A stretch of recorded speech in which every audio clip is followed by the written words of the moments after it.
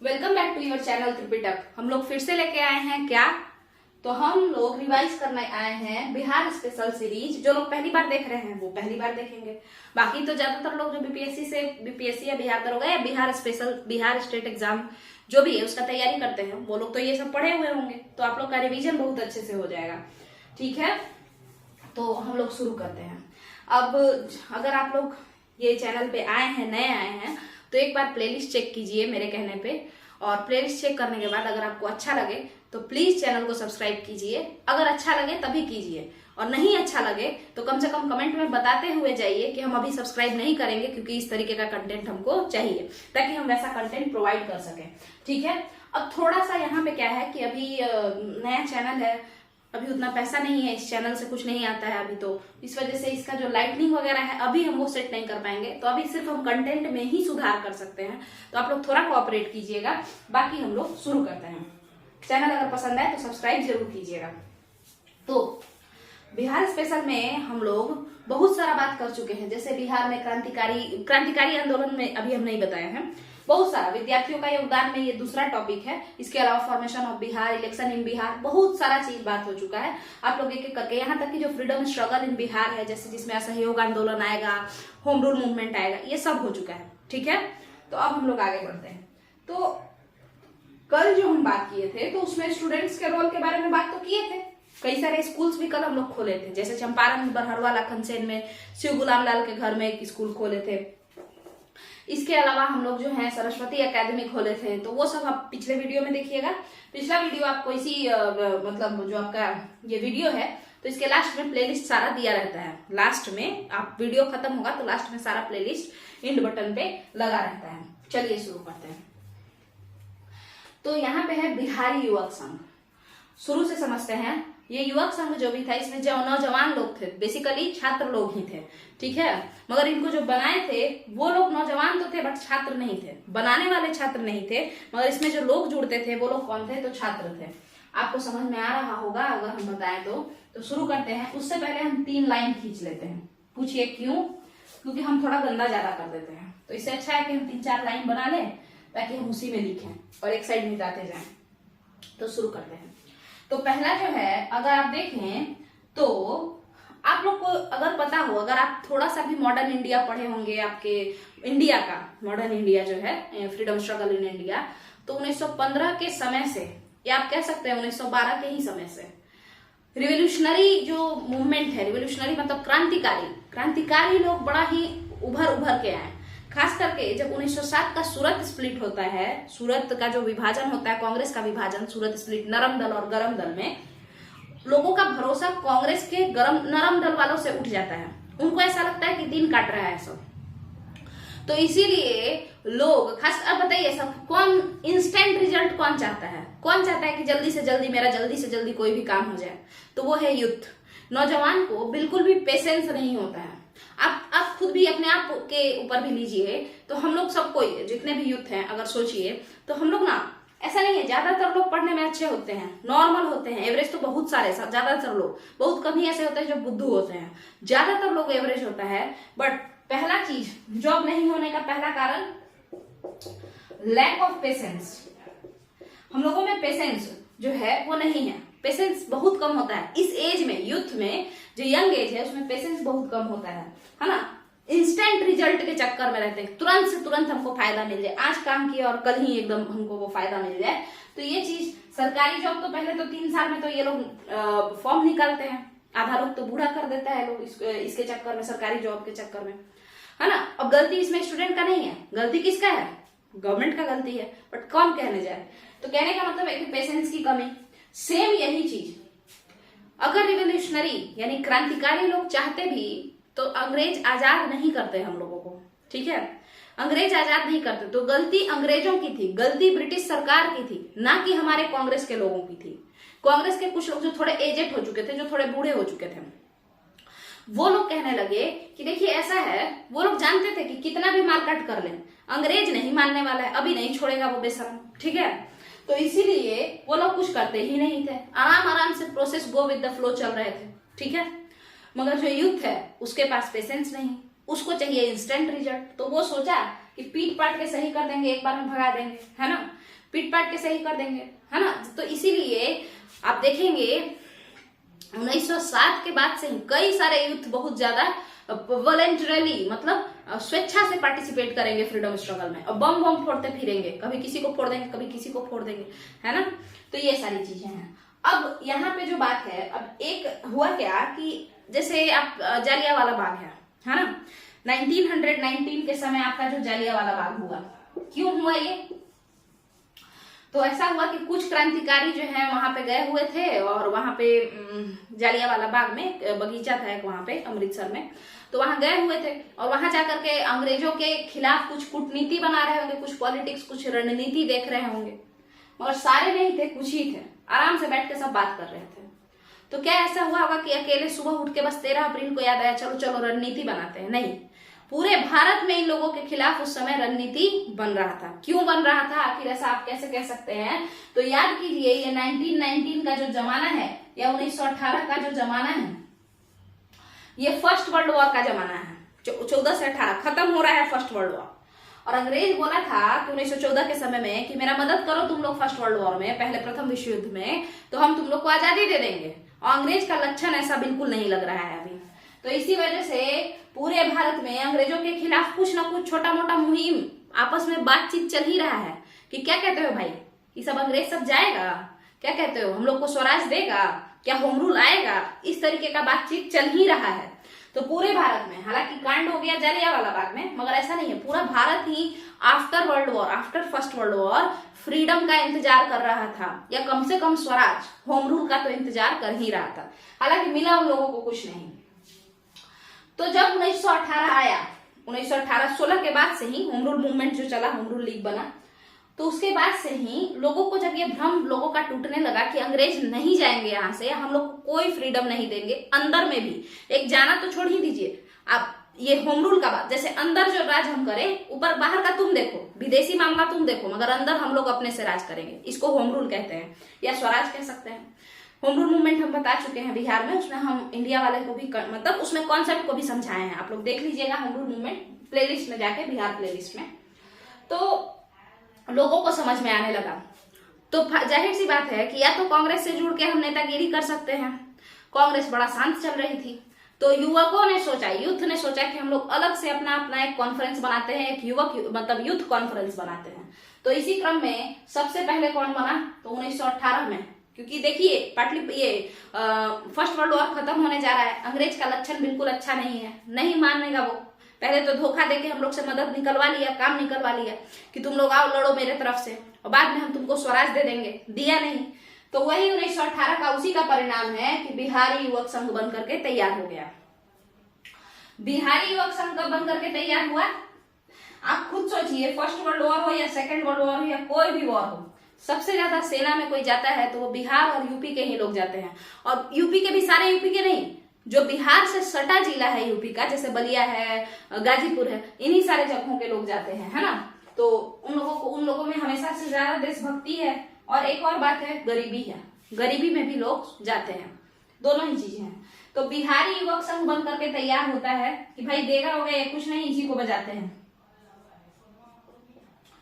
कब बनाइए, 1918 में। क्यों बनाइए, इम्पेशेंट यूथ, ऐसे युद्ध जिनमें धैर्यहीन हो चुके थे, अब उनके अंदर थोड़ा सा भी धैर्य नहीं बचा था, इन लोगों को एक सही डायरेक्शन देने के लिए कि इस तरीके से हम लोग अंग्रेजों से लड़ेंगे, मुहिम को आगे ले जाएंगे। हालांकि ये जो मुहिम था ये कहीं ना कहीं थोड़ा बहुत हिंसात्मक था, वायलेंट था ये, है ना, बट ऐसा नहीं है कि ये वाला जो ग्रुप था इसमें से सब लोग जाके मर्डर वर्डर करते फिरते थे, ऐसी बात नहीं है, मगर ये लोग चाहते थे कि पीट पाट के भगाएं, जल्दी भगाएं। इसके जो फाउंडर हैं उनका नाम अगर आप देखेंगे तो उससे भी आपको पता चल जाएगा, राम वृक्ष बेनीपुरी। कौन, इस बिहारी युवक संघ को कौन बनाए हैं, राम वृक्ष बेनीपुरी और अंबिका कांत सिंह। कौन बनाए हैं, अंबिका कांत सिंह। तो ये दो लोग बनाए हैं। अब राम वृक्ष बेनीपुरी के लिए यहीं के लेखक, बिहार के लेखक, बेनीपुरी मुजफ्फरपुर के बेनीपुर गांव के थे, ठीक है, बिहार के एक लेखक थे, नाम था उनका शिवपूजन सहाय। तो वो कहते थे कि राम वृक्ष बेनीपुरी का जो भाषा है ना, वो जो लिखते हैं, है ना, वो खंजर की तरह चुभता है ना, तो खंजर की तरह फुदकन वाली या खंजर की तरह चुभने वाली बेनीपुरी जी की भाषा, ऐसा शिवपूजन सहाय कहते हैं। तो इसका मतलब राम वृक्ष बेनीपुरी भले ही तलवार से किसी को नहीं मारते थे, बट अपने लिखावट से, अपने लेख से अंग्रेजों को हमेशा मारते रहते थे। इसका मतलब क्या है, वो कहीं ना कहीं हिंसा को चाहते थे, है ना, चाहते थे कि नहीं पीट पाट के भगाओ इसको, ये इज्जत से मानने वाला नहीं है, ये लात का देवता बात से नहीं मानेगा। ठीक है, तो जाहिर सा बात है जो बनाया है उसका माइंडसेट ऐसा है, बिहारी युवक संघ जो बनाया है उसका माइंडसेट ऐसा है।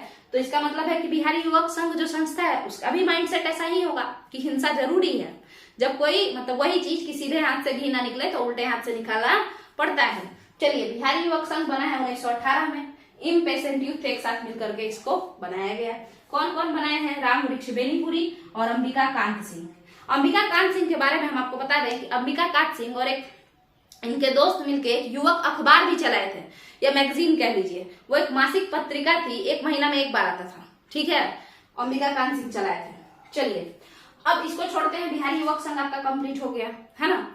अब ये जो बिहारी युवक संघ है इसका जो मेन संस्था था ये मोतिहारी में ज्यादा ये था।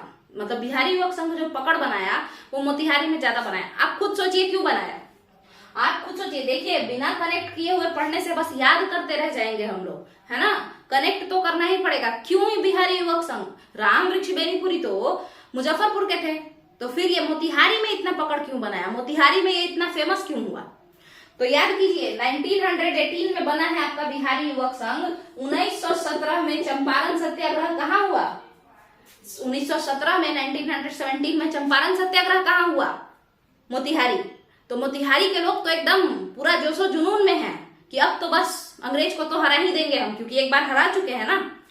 तो उसी तरीके से तो 1917 में आपका जो ये हुआ चंपारण सत्याग्रह जिसको हम कह रहे हैं, ये मोतिहारी में हुआ। और इसी वजह से ये जो मोतिहारी है वहीं पर बिहारी युवक संघ ज्यादा पकड़ बनाया।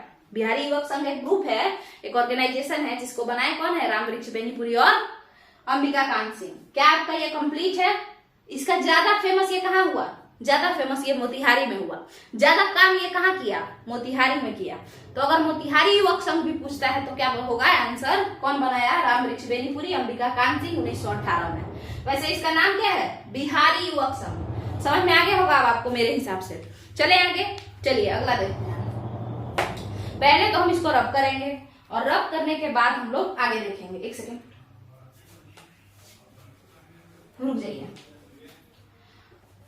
अगर आप लोग ये वीडियो भी देख रहे हैं और आपको लग रहा है कि चलिए भाई समझाने का तरीका तो थोड़ा सही है, कनेक्ट कर रहे हैं हम अपने हिसाब से, तो हम इसके आगे पीछे का भी बात बताते रहते हैं, तो प्लीज चैनल को क्या कीजिए? सपोर्ट कीजिए। तो इससे आपका भी ग्रोथ होगा और आपके सपोर्ट से मेरा भी ग्रोथ होगा। ऐसे तो हम क्या ही ग्रो कर पाएंगे, क्योंकि किसी बड़े संस्था से तो हम जुड़ के पढ़ा नहीं रहे हैं जो प्रमोशन होगा, है ना। तो चैनल का ग्रोथ तो आप ही लोग पे डिपेंड करता है, बाकी कंटेंट का ग्रोथ वो भी आप ही पे डिपेंड करता है। कैसे? कंटेंट अजीब हो तो कमेंट नीचे करके बताइए कि इस तरीके से सुधारा जा सकता है, तो उसको हम सुधार करने का कोशिश करेंगे। चलिए, अब अगला जो है इसको समझना है। तो अब इसको कैसे समझा जाए बताइए? तो याद कीजिए, फिर से याद कीजिए, पीछे जाइए। क्या यहाँ पे झगड़ा चल रहा है? किस बात का? 1927। पहले हम यहाँ लिख दें, 1927 का जमाना है और झगड़ा चल रहा है कि अब क्या करना है? भारतीय के लिए, मतलब इंडियंस के लिए कुछ नया नया कानून लाना है, ऐसा चल रहा है। ठीक है, तो ये 1927 का समय है और इसमें चल रहा है कि भारतीयों के लिए कुछ अच्छा नया नया कानून लाना है। और इस कानून को बनाने के लिए बर्केनहेड, जो इस समय के क्या है? गवर्नर हैं, अभी मतलब वाइसरॉय है इंडिया के, वो साइमन को बुलाए हैं। साइमन कौन? जो 7 लोगों का एक कमीशन था, साइमन कमीशन, जिसके हेड साइमन थे, है ना। तो वो लोग, उनको बुलाया गया है। और वो कब आए हैं? नवंबर 1927 में। वो वहां से गाड़ी कब पकड़ा, जहाज कब पकड़ा था साइमन? नवंबर 1927 में। और फरवरी 1928 को यहाँ पहुंचा।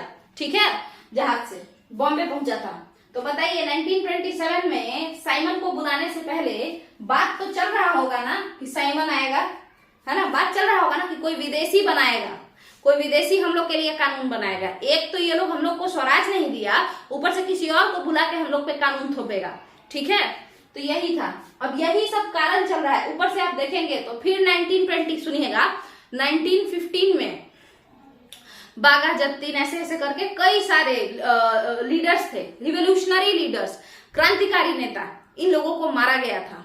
ठीक है, 1915 तक आते आते 1907 से लेके 1915 तक कई सारे क्रांतिकारी नेता मारे गए, बेदर्दी से मारा गया, उनको बहुत बेरहमी से मारा गया। ठीक है, तो इस वजह से क्या हुआ कि लोग थोड़े डर गए और थोड़ा शांत पड़ गए।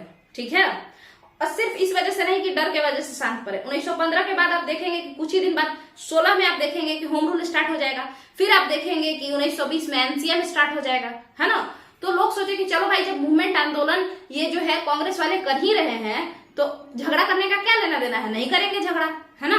तो इसी वजह से बट 1922 के बाद 1922 में आपका एनसीएम खत्म होता है, उसके बाद सब शांत पड़ जाता है, फिर से यूथ जो है, भारत का जो यूथ है वही क्रांतिकारी बनेगा। तो भारत का जो यूथ है वो फिर से इम्पेशेंट हो गया, फिर से उसके अंदर धैर्य खत्म कि भाई 3 साल से वेट कर रहे हैं, किसी को ना पीट रहा है, ना मार रहा है, ना भगा रहा है, उस समय से गुलाम है, 3 साल हो गया गुलामी करते हुए। तो फिर 1925 से हम लोग देखते हैं कि second phase of revolutionary terrorism start हो जाता है। क्रांतिकारी आंदोलन जो है, क्रांतिकारी आंदोलन का दूसरा फेज स्टार्ट हो जाता है 1925 से, और उसी में फिर 1927 में ये कांड होता है कि साइमन आके बनाएगा, अब तो यूथ और नाराज। और यही सबका परिणाम आप देखेंगे कि आपके पटना में पटना युवक संघ का निर्माण होता है। किसका निर्माण होता है? पटना युवक संघ का।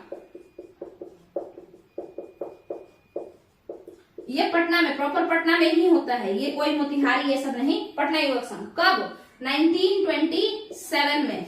क्यों बताएं? कांग्रेस 1922 के बाद, 1922 के नॉन कोऑपरेशन मूवमेंट यानी असहयोग आंदोलन के बाद शांत पड़ गई। 1915 के समय में, 1907 से 1915 के समय में बहुत माराकाटी हुआ। किसका?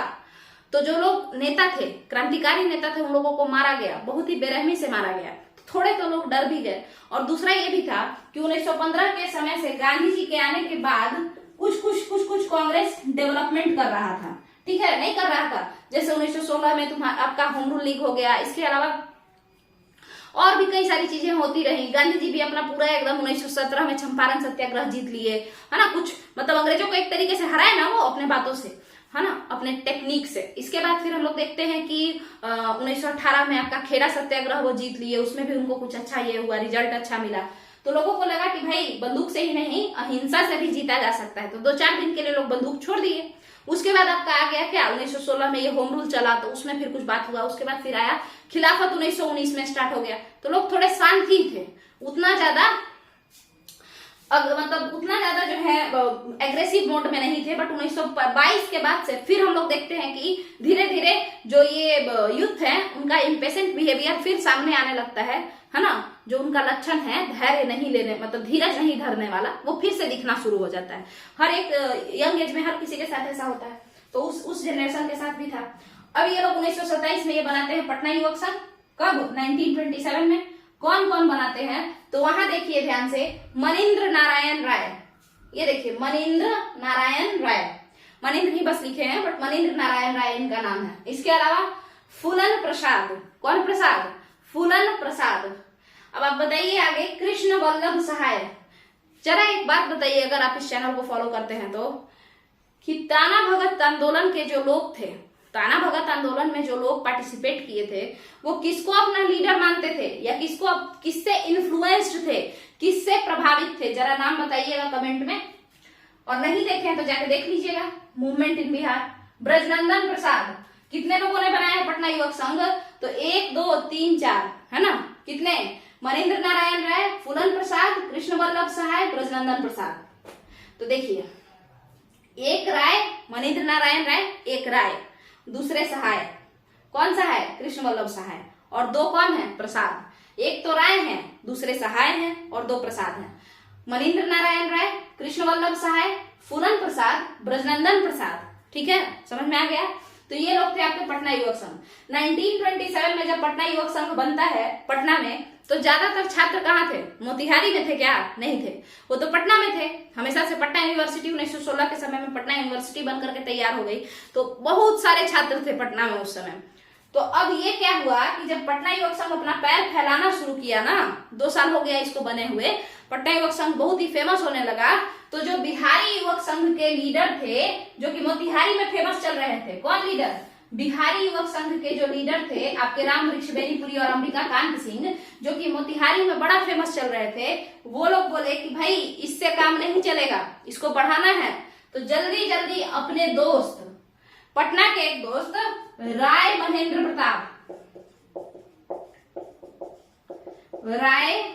प्रताप, किसके बनने के बाद? पटना युवक संघ जब फ्लरिश करने लगा, जब फैलने लगा 1927 में, तो उसके बाद आपके राय महेंद्र प्रताप जो थे, इनको फोन मिला, मतलब कहने का कि इनसे मिलने आए होंगे या पत्र लिखे होंगे। ये लोग कौन लोग? बिहारी युवक संघ वाले, राम वृक्ष बेनीपुरी और अंबिका कांत सिंह, ये लोग मिलने आए। राय महेंद्र प्रताप पटना में ही रहते थे, उनका पटना में घर था, ठीक है। इनसे मिलने आए और इनको बोले कि हम लोग जो युवक संघ बनाए थे, बिहारी युवक संघ, जो मोतिहारी में बहुत ज्यादा फेमस था, तो मोतिहारी में तो उतने छात्र है नहीं, तो कितना अच्छा रहेगा कि अगर हम पटना में कोई एक युवक संघ बनाए, एक कोई संस्था बना ले। तो राय महेंद्र प्रताप बोले कि ठीक है, मेरे घर को बना दो ऑफिस, जो इनका घर था पटना में, बोले इस घर को बना दो ऑफिस, और बना दो इस बिहारी युवक संघ का नाम कर दो पाटलिपुत्रा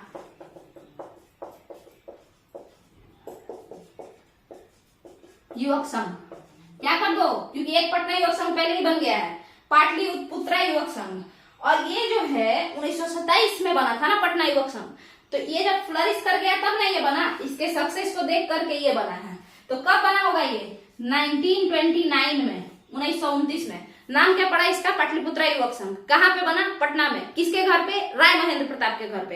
राय महेंद्र प्रताप के कौन से दोस्त उनको बोले कि यहाँ पे हमको बनाने दो?